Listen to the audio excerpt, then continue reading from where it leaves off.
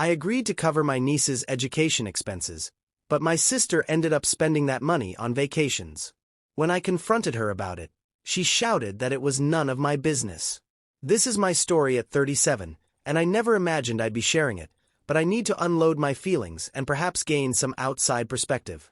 It all began 2 years ago when my sister Camila, 42, was going through a difficult divorce from Noah. My niece, Lucia, 17, was caught in the middle, and seeing her struggle to maintain her grades while her parents fought over everything broke my heart. One night, Lucia called me in tears because she overheard her parents arguing about not being able to afford her college fund anymore. She has always been a straight-A student, president of the science club, and has dreamed of becoming a doctor since she was little. The thought of her not being able to pursue that dream because of her parents' issues didn't sit well with me. My wife, Vivian, and I are financially stable and don't have kids of our own. We discussed it and decided to create an education fund for Lucia.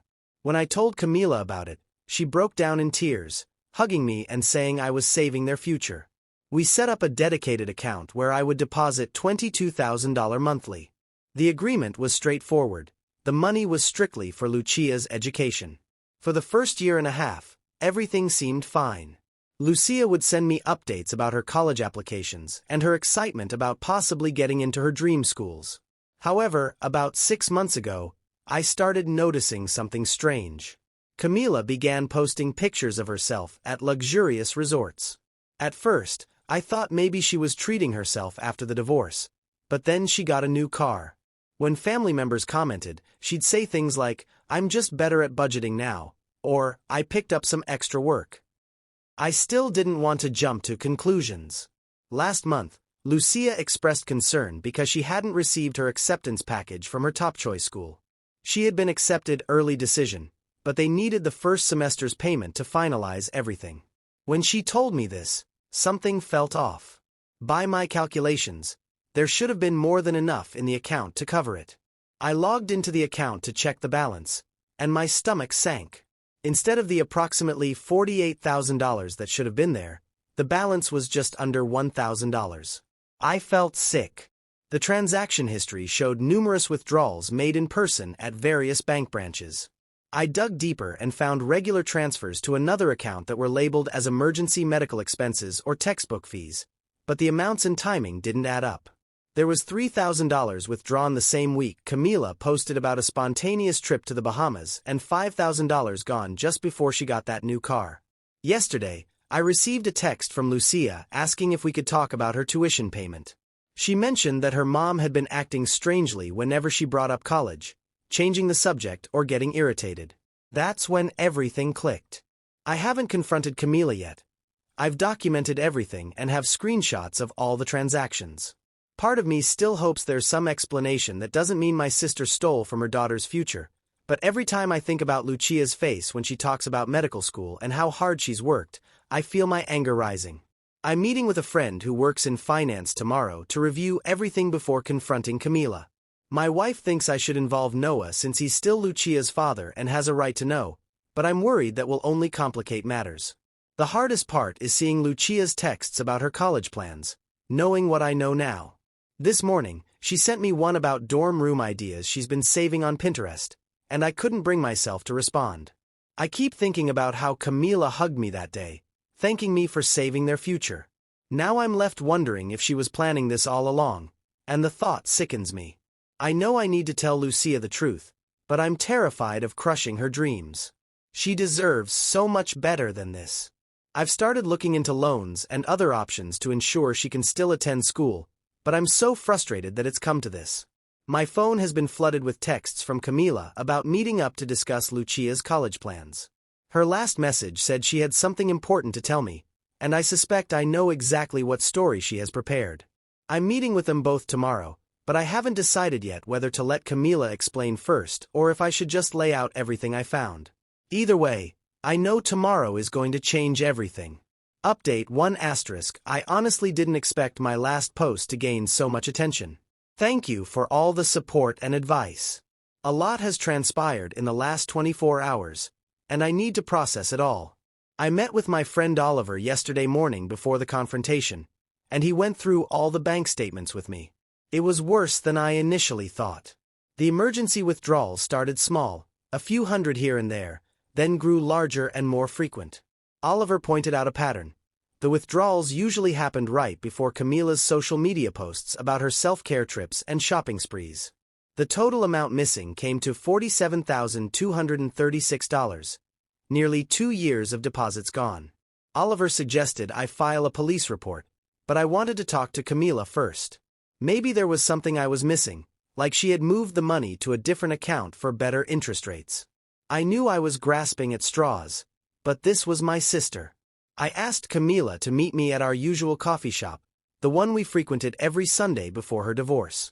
I arrived early and watched her pull up in her new car, the one that apparently cost my niece her first semester of college. She walked in smiling, ordered her fancy latte, and sat down as if it were just another normal day. "So, what's this about Lucia's college fund?" she asked while stirring her coffee. "I've been meaning to talk to you about that." "Things are a bit tight right now," I said, placing the bank statements on the table. Her sentence trailed off as her eyes fixed on the papers. The color drained from her face, but only for a moment. Then her expression changed. "Are you spying on my accounts?" she snapped, pushing the statements away. "That's private information." "Private?" "This is Lucia's education fund, the one I set up, the one you've been stealing from." "Stealing?" she laughed, but it was harsh. "I'm her mother. That money was for her future. Spending it on vacations and a new car doesn't help Lucia's future. Explain that to me. That's when she lost it. You have no idea what it's like. Do you know how hard it's been since Noah left? Lucia needs a stable home, a mother who isn't breaking down. Those vacations were mental health breaks so I could be there for her."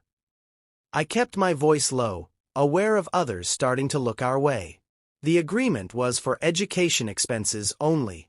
Lucia has been accepted to her dream school, and now there's no money for tuition. "It's none of your business how I spend that money. You're just trying to control me like everyone else, like Noah did." "This isn't about you, Camila. It's about Lucia's future. She's been working towards this her whole life." Her next words chilled me. Well, maybe she needs to learn that life isn't fair. Maybe working for a few years before college would teach her some responsibility. I stood up. "Lucia is more responsible at 17 than you're being right now at 42. I'm going to tell her everything." "You can't." Camila grabbed my arm. "She'll hate me. I'm her mother. You should have thought about that before you spent her future." What happened next felt surreal. Camila started crying loudly, drawing attention from everyone in the coffee shop. She switched between begging me not to tell Lucia and threatening to sue me for harassment and emotional distress. I left her there and drove straight to Lucia's school. I couldn't let her hear this from anyone else. She was in the library during her free period, working on scholarship applications when I told her everything. She sat there completely still, staring at her laptop screen where her college's website was open. Finally, she asked, "Can I stay with you and Aunt Vivian for a while?" I didn't hesitate. Of course. That's when my phone started blowing up. Camila had apparently called every family member, telling them I was trying to turn her daughter against her.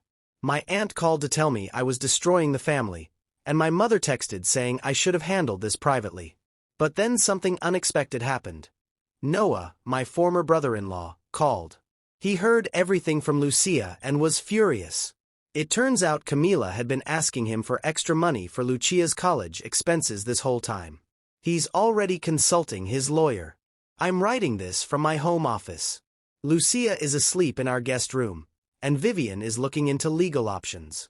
My phone keeps buzzing with messages from family members taking sides. Camila's latest text says she's going to make me regret this. I should feel terrible about how everything exploded, but watching Lucia quietly pack a bag at her mom's house while Camila screamed about family loyalty erased any doubt I had. The same girl who used to beg me to play doctor with her toy medical kit might not get to become a real doctor because her mother decided vacations were more important.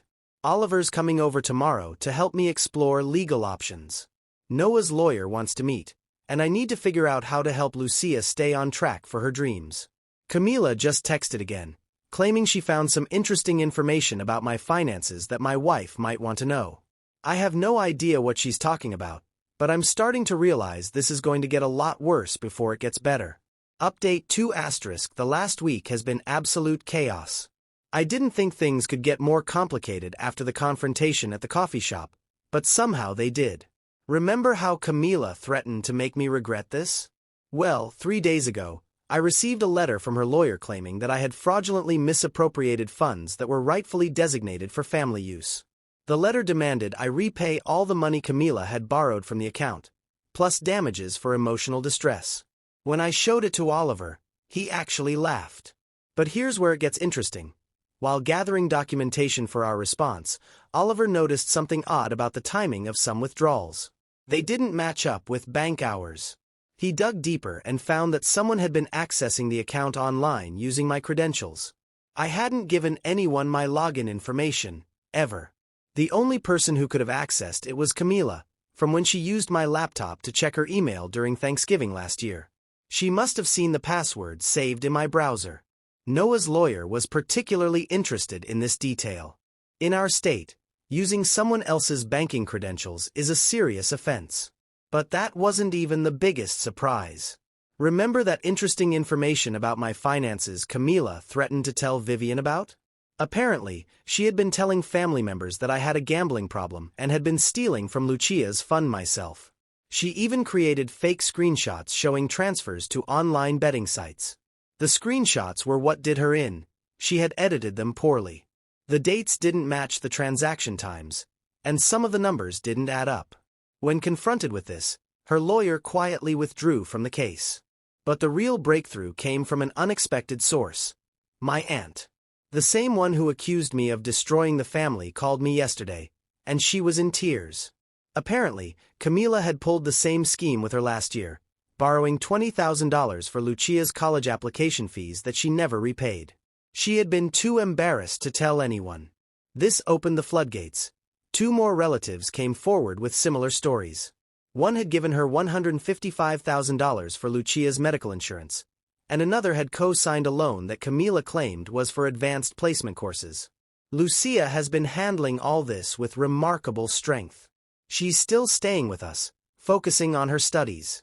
Yesterday, she found her old piggy bank in her room at Camila's house, the one where she had been saving her babysitting money for medical school supplies since she was 14. It was empty. Noah has been surprisingly supportive through all this. He admitted he should have paid more attention to the financial side during their marriage, and he's working with his bank to trace years of suspicious transactions. Each discovery makes me wonder how long this pattern has been going on. The family dynamics have shifted dramatically.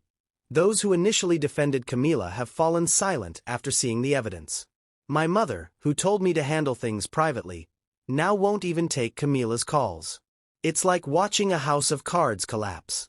This morning, Oliver called with news that made my blood run cold. He found another account opened in Lucia's name that we hadn't known about.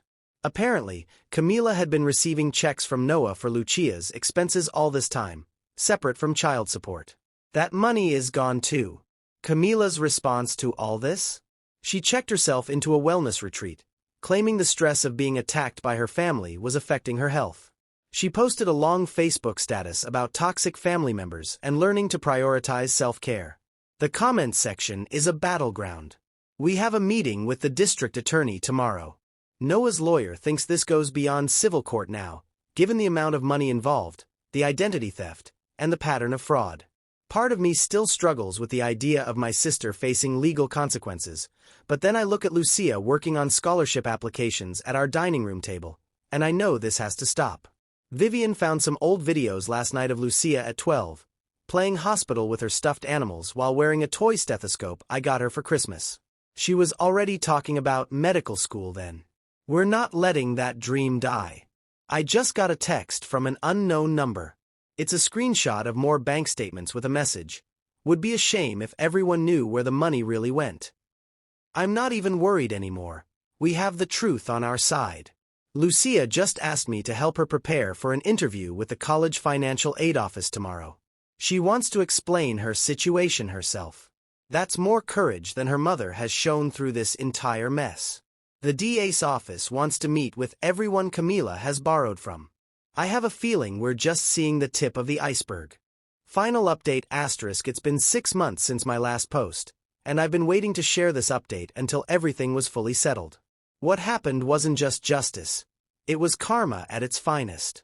Remember those mysterious bank statements Camila threatened to expose?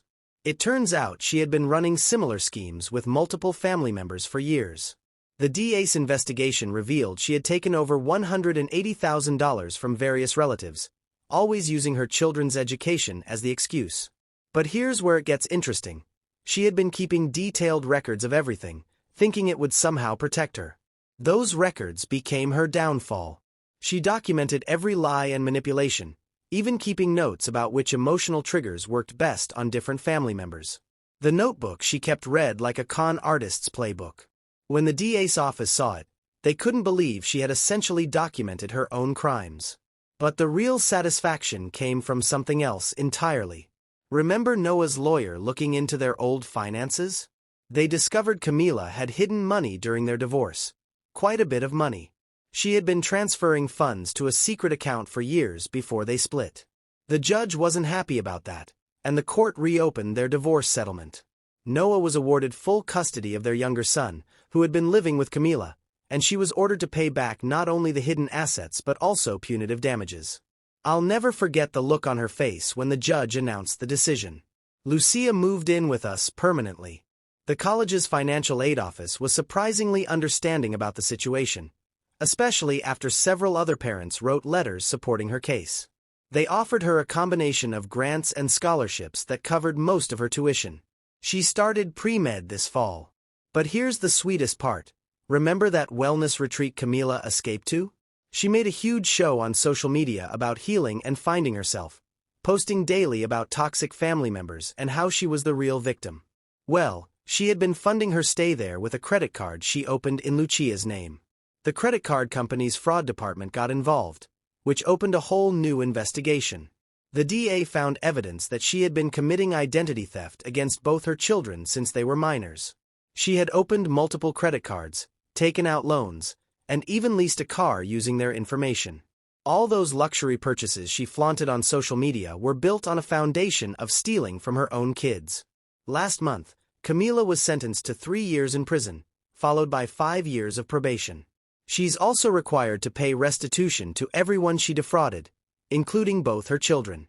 The judge made it a point to schedule her monthly restitution payments to match the amount she spent on her last vacation to the Bahamas. The family's reaction was priceless. Those who initially defended her are now mortified as their own stories of being conned come to light. My mother, who initially told me to handle things privately, was instrumental in gathering evidence from other family members. It turns out Camila had borrowed $335,000 from her for my supposed gambling problem, a problem that never existed. Yesterday, Lucia received her first semester grades, straight A's. She hung them on our fridge right next to her work schedule from the research lab where she's interning. The same day, we got notice that Camila's appeals were denied. She tried claiming she had a shopping addiction and needed treatment, not punishment, but the judge wasn't impressed. The karma didn't stop there. Remember that dirt she claimed to have on me? She tried selling a story to local news outlets about financial misconduct at my company. The investigation that followed revealed she had been embezzling from her own workplace for years. Her former employer is now pressing charges. Oliver helped us set up a new education trust for Lucia, this time with ironclad protections. The family members Camila defrauded have been contributing what they can to help rebuild her future. Even those who can't afford to contribute financially have been sending care packages, textbooks, and words of encouragement. Camila's social media has gone dark, but not before she made one final post accusing me of orchestrating a vast conspiracy against her. The comment section was flooded with people sharing their own stories of her schemes, and she deleted her accounts the next day. This morning, Lucia showed me her application essay for a prestigious summer medical program. She wrote about resilience and learning that sometimes the hardest lessons come from those closest to you. She got accepted with a full scholarship. The irony? Camila's self-care retreat is now being investigated for fraud. Apparently, she wasn't their only client funding their stay with stolen money. Her attempt to escape consequences led to even more of her schemes being exposed. As for me, I've learned that sometimes the best revenge isn't something you plan. It's simply letting someone's own actions catch up with them. Camila spent years building a house of cards, and all I had to do was refuse to keep playing along. Lucia just left for her evening lab session, wearing the stethoscope Noah got her for Christmas. She's talking about specializing in forensic medicine now, something about being inspired by recent events.